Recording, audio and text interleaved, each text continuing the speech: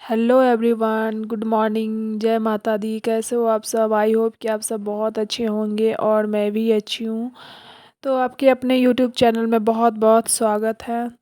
तो आज है 10वीं और मैं जा रही हूँ अभी पंडाल के पास पूजा करने के लिए माता रानी को। तो फ्रेंड अभी बहुत ही ज़्यादा वाली धूप हो गई थी, इतना ज़्यादा एकदम बहुत ज़्यादा धूप हो गया था। फिर छाँव हो जा रहा था, फिर धूप हो जा रही थी। तो फ्रेंड मैं पूजा पंडाल के पास आ गई।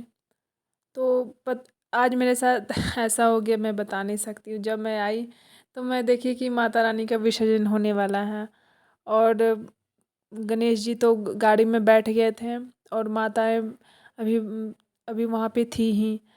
तो फिर मैं सोची कि चलो कोई बात नहीं, पूजा कर लेती हूँ। माताएं ही हैं तो उनका ही पूजा कर लेती हूँ। लाइफ में मैं पहली बार इतने सामने से मैंने मतलब छू करके माताओं को पूजा की है। नहीं तो हमेशा ऐसा होता था ना कि दूर दूर से ही पूजा करना रहता था, कभी सामने जाके पूजा नहीं की थी। लेकिन लाइफ में पहली बार मैंने माता को सामने से जा कर के अच्छे से पूजा किया, बहुत अच्छे से पूजा किया। और यहाँ पे जो कलश थी वो सारे गाड़ी में जा चुकी थी विसर्जन के लिए। और यहाँ पे माता रानी थी और सरस्वती माता थी और ये भगवान जी थे, पता नहीं कौन से भगवान जी हैं। तो बाकी भगवान जी तो गाड़ी में बैठ गए थे और ये माता रानी अभी थी। तो मैं बहुत आराम आराम से पूजा कर रही थी, बहुत आराम से, क्योंकि पहली बार इतने अच्छे से पूजा की। क्योंकि हमेशा ऐसा होता था ना कि बहुत ज़्यादा भीड़ रहता था और दूर दूर से ही पूजा करना रहता था, कभी सामने तो जाना ही नहीं था। सिर्फ पंडित जी ही सामने जाके पूजा कर सकते थे। लेकिन मैंने पहली बार इतने अच्छे से मैंने पूजा किया। और ये साइड में नौ देवी की पिंड थी, तो मैंने वहाँ भी जाके बहुत अच्छे से पूजा किया था।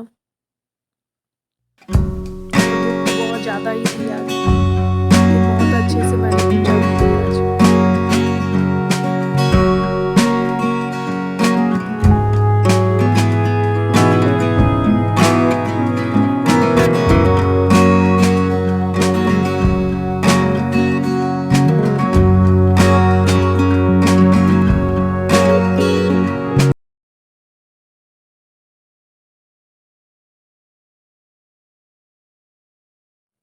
तो मैंने बहुत अच्छे से पूजा किया, बहुत ज़्यादा अच्छे से।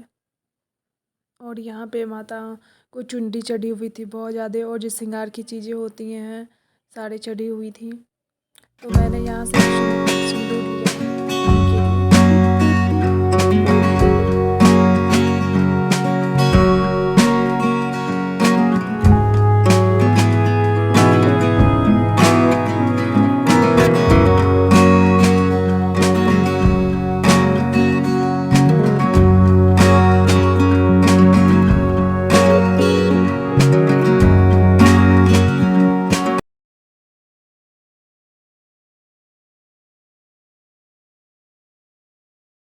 तो फ्रेंड मेरी दुपट्टा मुझे कुछ ज़्यादा ही परेशान कर रही थी, बार बार नीचे आ जा रही थी। नहीं तो ये कभी पीछे गिर जा रही थी, तो कभी आगे में कर रही थी तो आगे साइड ज़्यादा हो जा रही थी।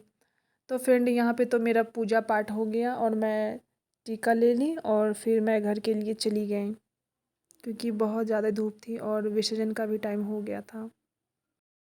तो फ्रेंड मैं मंदिर से पूजा करके आ गई और पता नहीं क्यों आज इतना जल्दी विसर्जित कर रहे हैं, क्योंकि यहाँ तो कल विसर्जित होंगे, लेकिन यहाँ आज ही कर रहे हैं। जहाँ मैं रहती हूँ ना वहाँ आज ही कर रहे हैं, नहीं तो कहीं कहीं दूर साइड में कल होंगे विसर्जित, और यहाँ पे तो आज ही विसर्जन हो रहा है, पता नहीं क्यों। तो मैं टाइम से पहुँच गई, नहीं तो बहुत ज़्यादा ही लेट हो जाता, माता रानी चली जाती। तो मैं टाइम से ही पहुँच गई।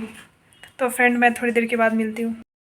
तो ये है हमारा प्रसाद जो कि कल भाई ने लाया था, तो मैं भी इसे खाऊंगी। और ये है जयंती, गरम कीजिए। और ये रोटी कुछ बच गई थी बहुत ज़्यादा, क्योंकि मैं प्रसाद खाई तो रोटी खाने का मन ही नहीं किया। तो मैं सोची कि चलो गाय को दे आती हूँ रोटी। बहुत ज़्यादा ही रोटी बच गई थी। ऐसा होता है ना कि जैसे कि पूजा पाठ रहे, कुछ भी रहे, तो बाहर खाओ प्रसाद खाओ। घर का तो खाना कोई मतलब खा ही नहीं पाता, टाइम ही नहीं मिलता है। और सोचते कि इतने टाइम बाद कुछ बाहर का खाने का मिला या फिर प्रसाद खाने का मिला तो बाहर का ही खा लेते हैं, क्योंकि रोटी तो रोज़ खाना रहता है। तो मैंने सोचा कि चलो गाय को देती हूँ। क्योंकि गाय को भी कहाँ इतना मिलता है। तो मैंने गाय को सारी रोटी दे दिया जितनी बची हुई थी।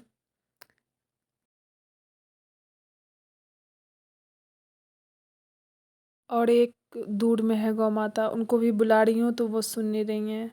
जब वो देख रही हैं कि ये खा रही है तब वो आई कि चलो मैं भी अब खा लेती हूँ।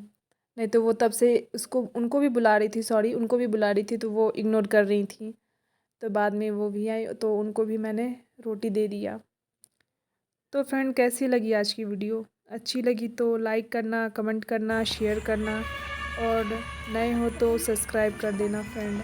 और पता नहीं क्यों अभी बारिश जैसे पूरा मौसम हो रखी थी, क्योंकि यहाँ तो पता नहीं क्यों इतना बारिश होता है समझ में नहीं आता है।